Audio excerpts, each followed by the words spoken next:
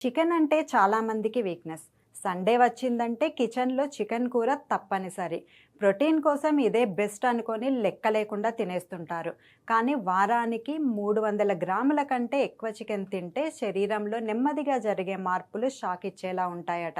తాజా పరిశోధనల ప్రకారం ఎక్కువ చికెన్ తీసుకోవడం జీర్ణ వ్యవస్థపై ఒత్తిడి పెంచుతుంది. కడుపు మంట, గ్యాస్, పేగుల సమస్యలు మొదలై దీర్ఘకాలంలో జీర్ణాశయ క్యాన్సర్ల ప్రమాదం కూడా పెరుగుతుందని చెబుతున్నారు. ముఖ్యంగా పురుషుల్లో ఈ రిస్క్ మరింత ఎక్కువగా కనిపించిందట.